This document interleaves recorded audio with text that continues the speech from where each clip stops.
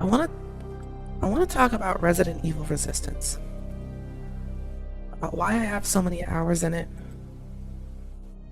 Why I played it more than the feature-complete mainline Resident Evil game that it came attached with. And about why it failed. So, for context, the original Resident Evil 2 released in 1998. Resident Evil 3 Nemesis, which is the original release of Resident Evil 3, came out in 1999. That's 1 year. Hopefully by now you understand that making video games, regardless of if they're old or new, is a very hard and detailed process. And it's usually something that takes more than a year to do.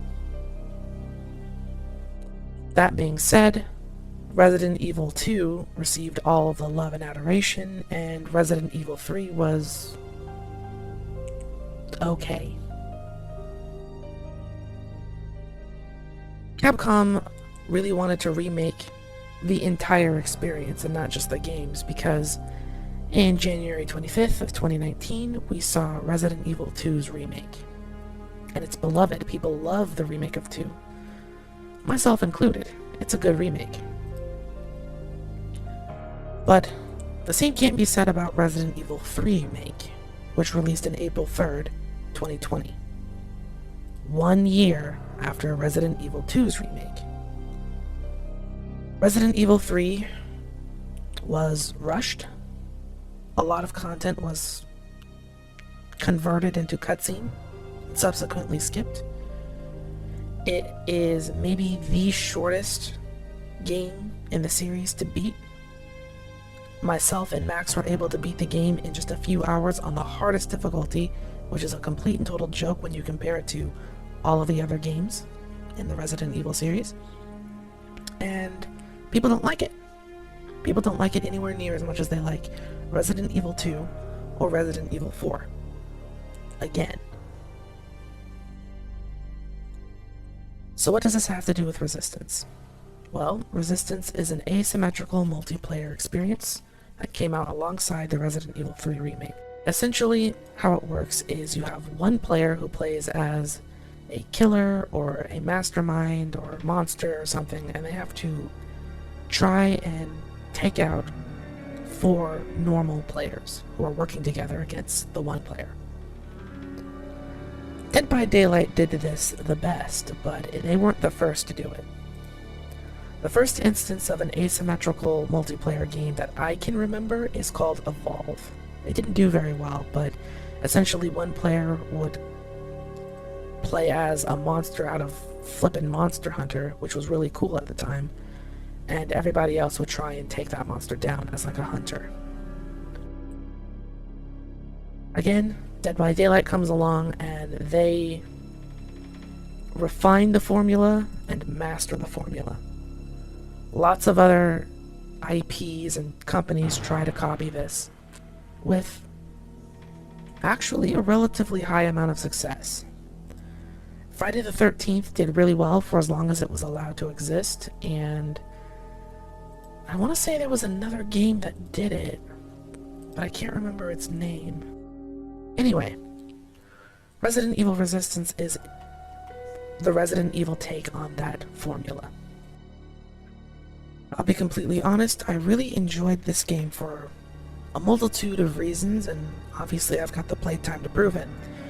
How it works is the survivors, that is the team of 4, have a limited amount of time to work their way through a map, and they have to complete certain objectives in order to open up the path for them to escape. They're on limited time because they're all infected, and completing objectives will give them more time to move about, solve the objectives, and if they run out of time and or are all eliminated, they'll lose to the mastermind. Now, from the mastermind's perspective, they are spawning zombies and watching the survivors navigate through the map via security cameras. They're given 4 different cards, or 4 different abilities that have different cooldowns, and they can do things like spawn traps, zombies, put machine guns on the cameras, and they have like a super ability. Something like spawn Mr. X or Nemesis to attack them, or lickers, or the plant monsters that can grab and, swing at you. The goal of the mastermind is to make them waste as much time as possible and or eliminate them to keep them from escaping. And honestly, they could have expanded on this a whole lot to really flesh it out. It was a whole lot of fun from both perspectives of it. If you're a survivor, then it pretty much just plays like Resident Evil. You're killing zombies, you're grabbing pieces to combine together to solve the stupid puzzle to open up the door. But each survivor has their own different abilities, like getting the attention of creatures so that they leave the rest of your group alone.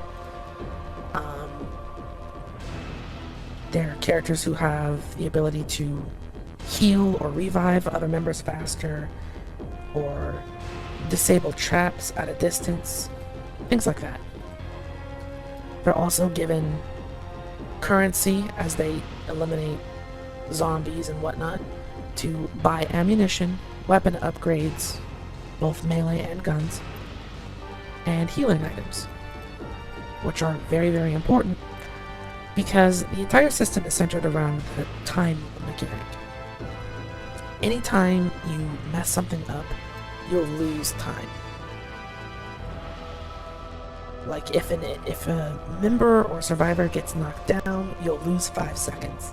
But if you complete an objective, you can get anywhere from 5 to 10 seconds back on the clock. I think where they messed up is, 1, they have no type of anti-cheat. Very, very important for any online game, especially something competitive. Even if it's asynchronous like this, or not asynchronous, if it's one-sided, we'll say. The second major thing is that the masterminds seem relatively limited compared to the survivors and what they can do. Masterminds are able to take control over certain enemies, but that's usually a bad idea because they have to keep a watch on all of the members that are scattered about, which is why they swap between cameras so they can keep a bird's eye view on the whole situation. And they can't do that if they're controlling one slow-moving zombie or if they're controlling Mr. X or someone. There have been strategies developed to take advantage of certain bugs to make it to where the survivors can't access certain key items to solve puzzles and progress. But there have been just as many people to take advantage of cheats and bugs to make themselves invulnerable or stop the clock. It really varies. I encountered a whole bunch of different things that kind of just ruined the entire experience. And this stuff was never addressed.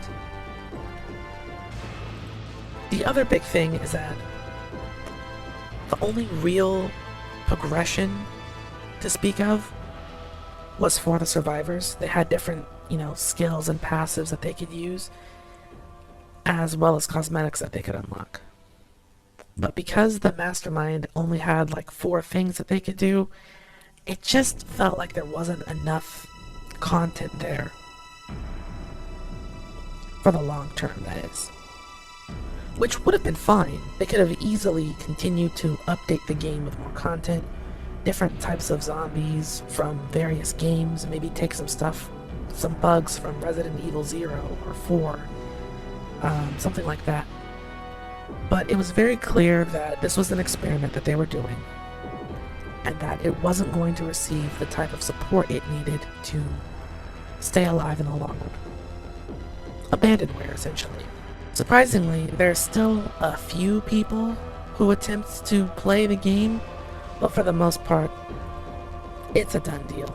Capcom has seemed relatively interested in expanding Resident Evil beyond its single-player survivor horror experience, and it makes a whole lot of sense as to why they would do that.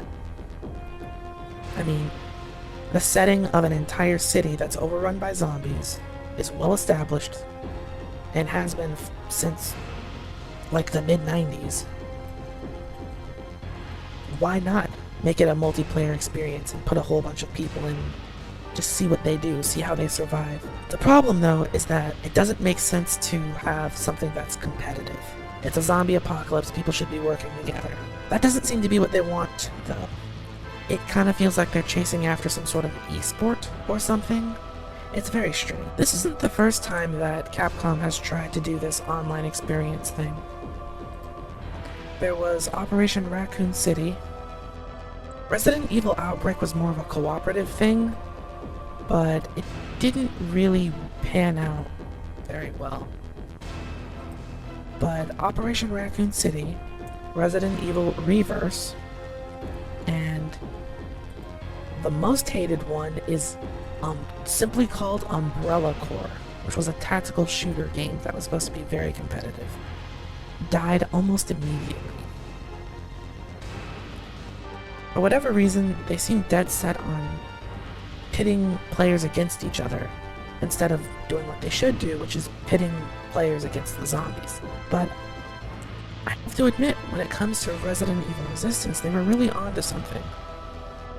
They did eventually make Resistance a standalone game, but if you check it on Steam, it's not doing so hot. It's sitting at a mostly negative. And if you check Twitch, you'll find about 16 viewers. And it does look like they're in matches, so I mean, I guess that's something.